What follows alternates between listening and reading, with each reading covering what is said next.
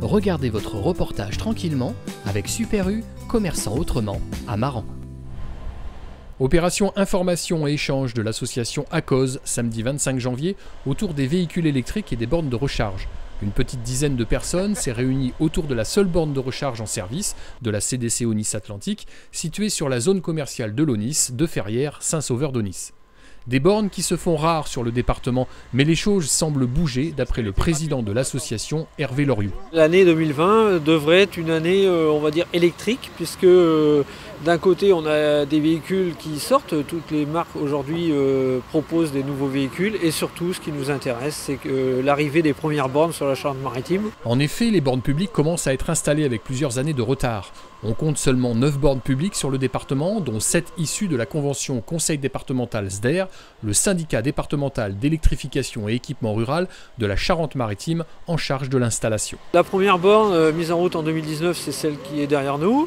Elle a été mise en route, installée et mise en route donc par la CDC Onis Atlantique, qui a une deuxième borne actuellement en cours d'installation sur Maran, qui devrait être en service d'ici un mois.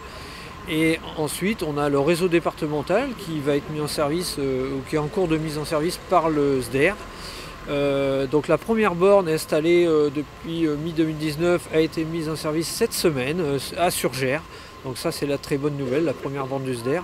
Et on a 6 ou 7 bornes là, qui viennent de sortir de terre, qui sont installées et qui vont être mises en service prochainement sur tout le département.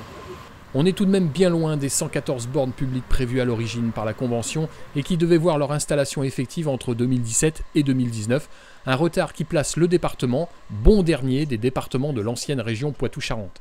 Mais un retard qui n'empêche pas les électromobilistes d'être satisfaits de leur choix. Je devais changer mon véhicule parce que je l'ai prêté à mon fils et qui a eu un accrochage pas très important, mais comme le véhicule était vieux, il n'était pas réparable. Et donc je me suis intéressé à ce que je pouvais voir. Je ne comptais pas en changer, mais quand j'ai vu les performances de la Zoé, qui était la Zoé 40, j'ai trouvé que c'était intéressant et j'ai apprécié que Renault, quand il affiche, il donne l'autonomie qui était l'autonomie réelle, parce que suivant les normes, elle était déjà à 400 km, mais c'était 300 km réels.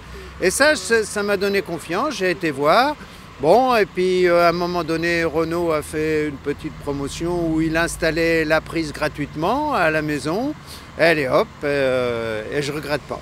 Les bornes publiques en service ou en cours d'installation sont situées à Ferrières, Maran, Surgères, Rivedoux, Saint-Jean d'Angély, Dolusse d'Oléron, Saujon, Pont et Montlieu-la-Garde.